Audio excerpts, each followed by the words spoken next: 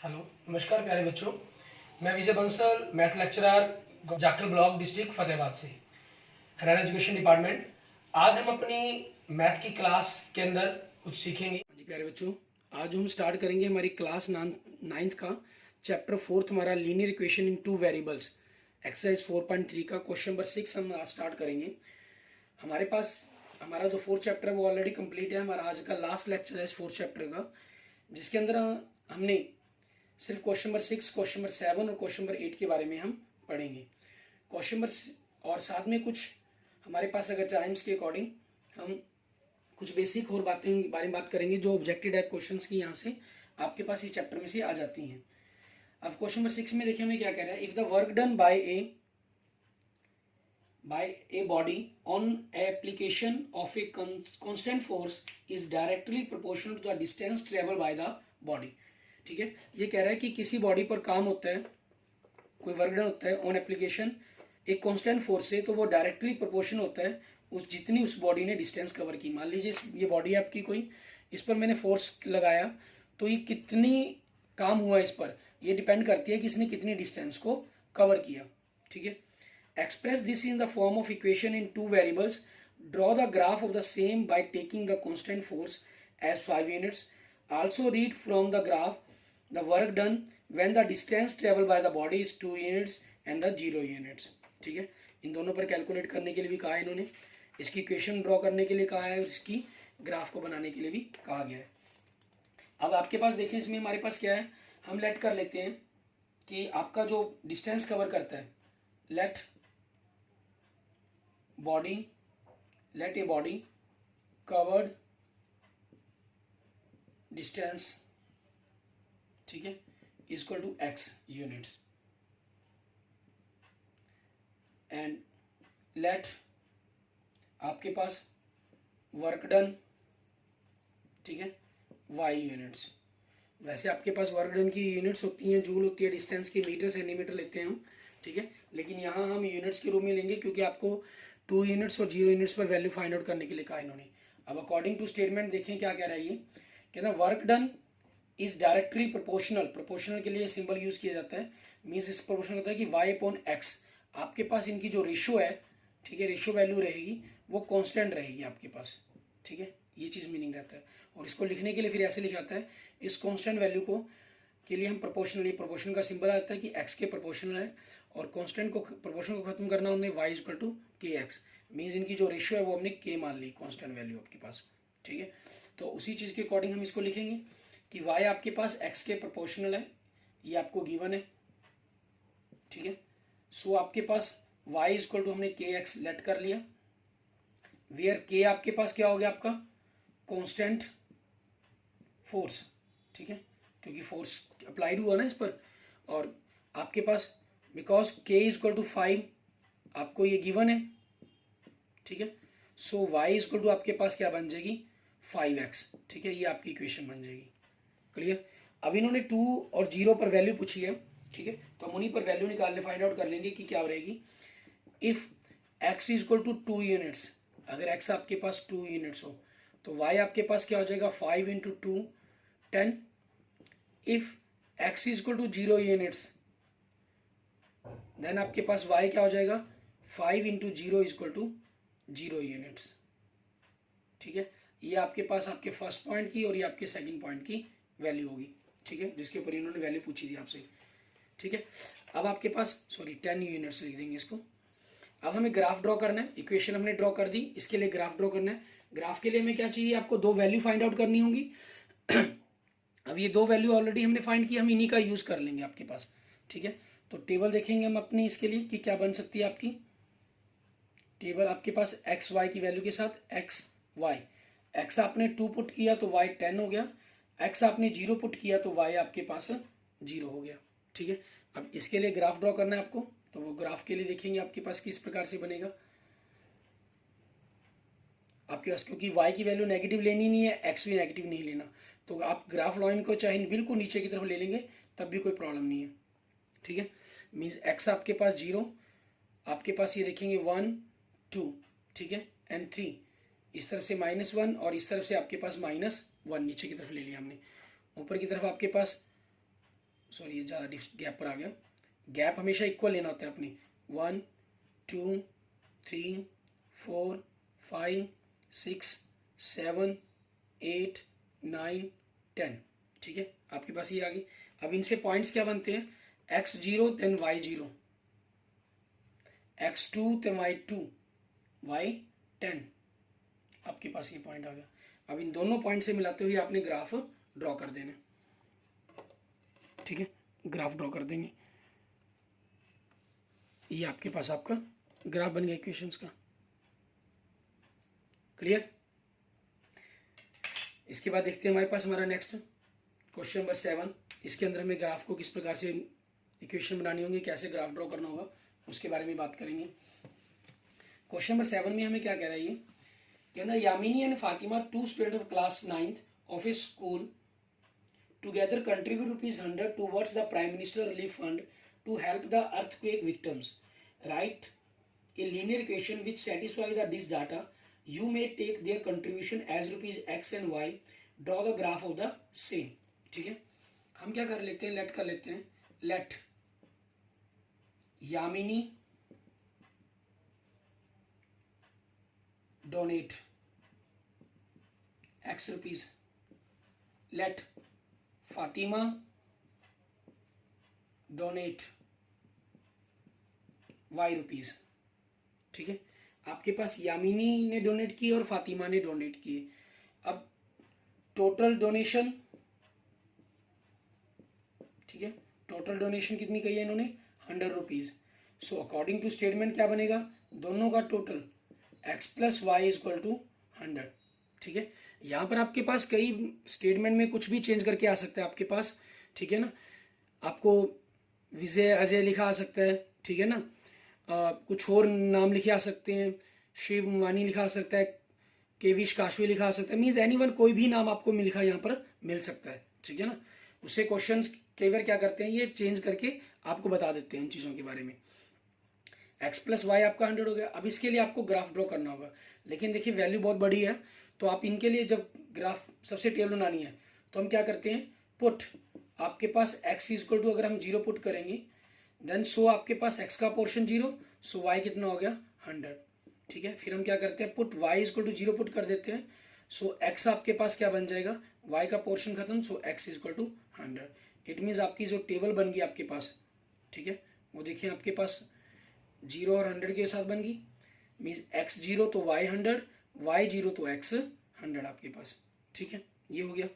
अब इन्हीं चीज़ों के अकॉर्डिंग हमें ग्राफ ड्रॉ करना है। आप ग्राफ ड्रॉ करने के लिए इक्वेशन बनाएंगे, ठीक है। अब यहाँ पर आपके पास क्या चीज़ है, क्योंकि बॉक्सेस ग्राफ कॉपी के ऊपर आपने जब करना होगा तो ज़्यादा अंतर 1-1 के डिफरेंसेस अगर हम लेंगे तो वो बहुत दूर चला जाएगा। ग्राफ कॉपी है वो भी आपके लिए छोटी पड़ जाएगी। जैसे ग्राफ कॉपी पर ही मान लीजिए मैं इसी कंसेप्ट को करने की कोशिश करता हूँ, ठीक है। ये आपके पास ग्राफ कॉपी है, हम ग्राफ कॉपी पर क्या करते हैं, ये एक्स एक्सिस ले लिया हमने, ठीक है, और यहाँ से हम ये स्ट्रेट लाइन जो ग्राफ कॉपी के ऊपर बनी हुई है इसको हमने क्या कह लिया, आपका वाई एक्सिस ले लिया, Y axis, and this is the X axis. अब यहाँ से आपके पास एक एक बॉक्सेस को 1 2 3 4 लें तो वो ज़्यादा हो जाएगा आपके पास, क्योंकि डायरेक्ट 100 पर आपने बात की है। आप चाहें तो इसको डायरेक्ट 100 के बॉक्सेस भी, एक बॉक्स को पूरा 100 वैल्यू भी ले सकते हैं, और आप चाहें तो इसके साथ थोड़ा सा गैप लेना चाहे वो ले सकते हैं।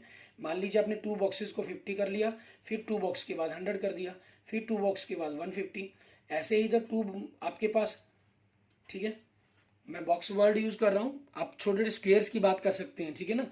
जो आपके बड़े स्क्वेयर हैं उनकी बात कर रहा हूँ मैं, जिसके अंदर छोटे छोटे आपके स्क्वेयर आए हुए हैं 10 -50, और यहाँ पर वैल्यू आपके पास 50, फिर 2 स्क्वेयर के बाद छोड़कर 100, फिर 2 स्क्वेयर को छोड़कर 150 आपके पास, ठीक है, -50 एंड -100 आपके पास। और यहीं पर आप देखना चाहें ग्राफ कॉपी पर भी आपके पास इसी प्रकार से हो जाएगा। बोर्ड पर अगर हम बनाएं, मीन्स 50 100 150 -50 आपके पास, -50 इधर से 50 100 एंड 150 आपके पास, ठीक है, ये हो जाएगा। और दोनों ही मैं आपको करके दिखा रहा हूँ।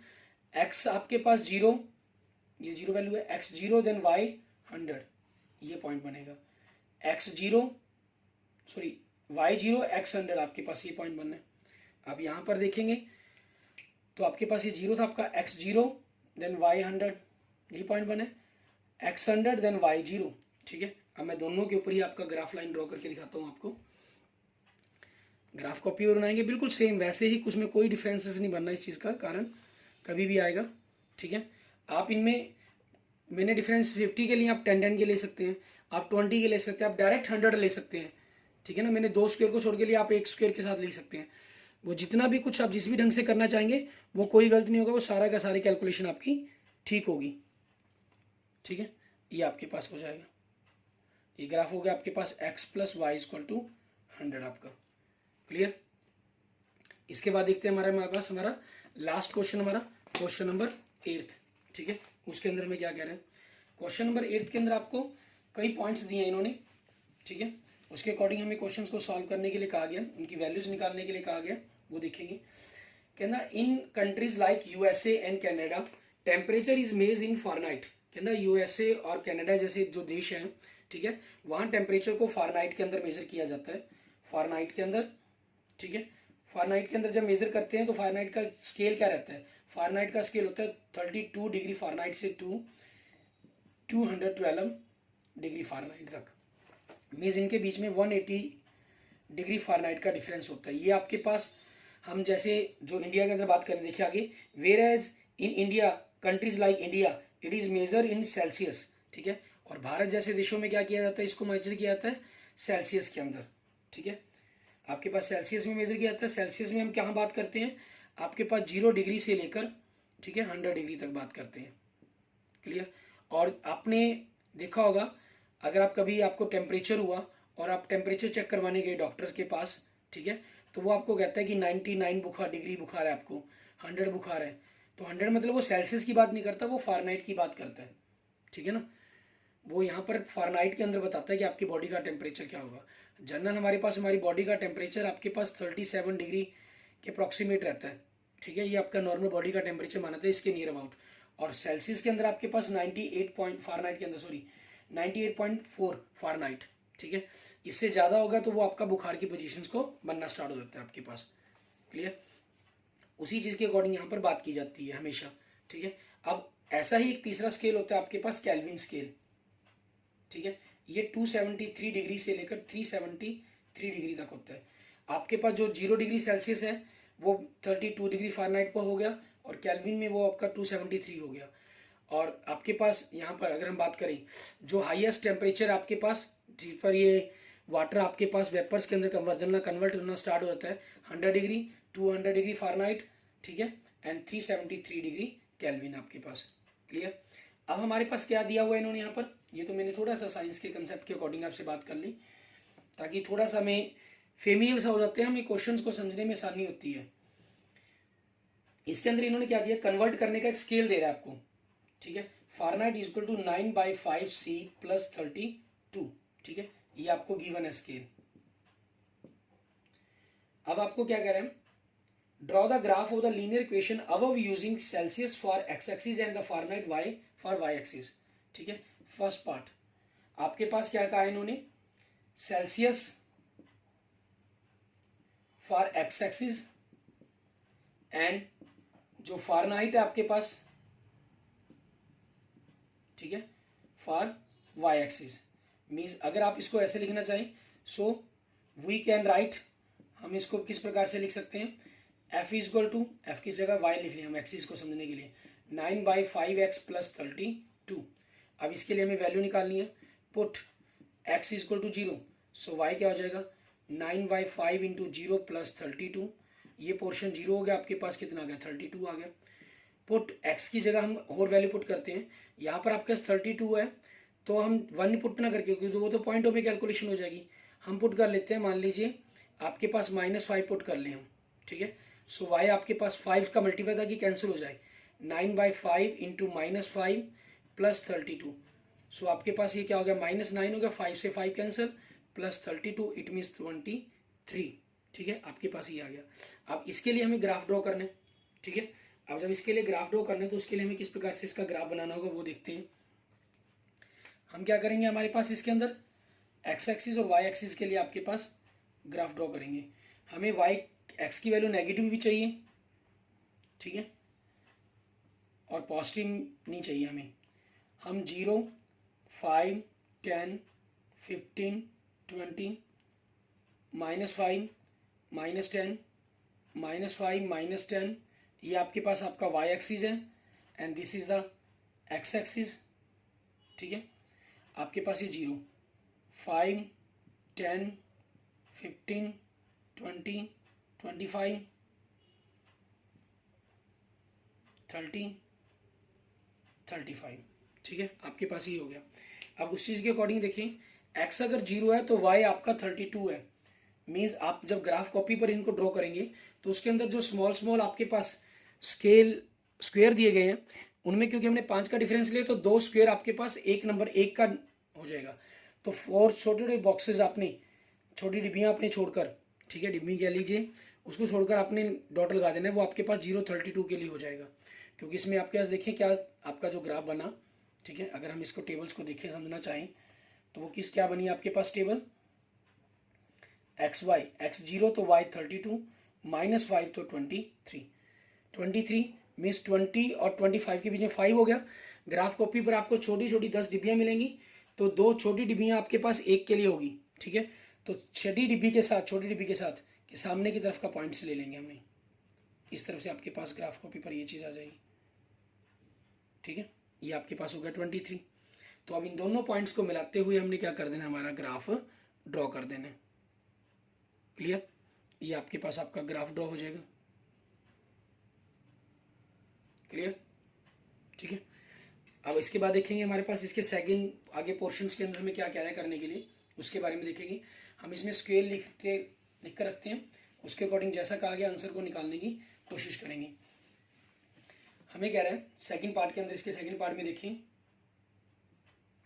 If the temperature is 30 degree Celsius, what is the temperature in Fahrenheit. अगर टेम्परेचर आपके पास 30 डिग्री सेल्सियस हो तो फारेनहाइट में क्या होगा, if C is equal to 30 degree Celsius, ठीक है, देन F आपके पास 9/5 इंटू 30 प्लस 32, ठीक है। अब 30 आपके पास 35 से कैंसिल हो जाएगा, 5 1 जा 5, 5 6 जा 30, ठीक है। सो आपके पास क्या आ गया, ये 9 6 जा 54 प्लस 32, दोनों को हम ऐड कर देंगे 36 फारेनहाइट, ठीक है। आपके पास आपके क्वेश्चन का आंसर बन जाएगा। क्लियर, इसके बाद देखते हैं हमारे पास थर्ड पोर्शन के अंदर हमें क्या कह रहा है करने के लिए, ठीक है।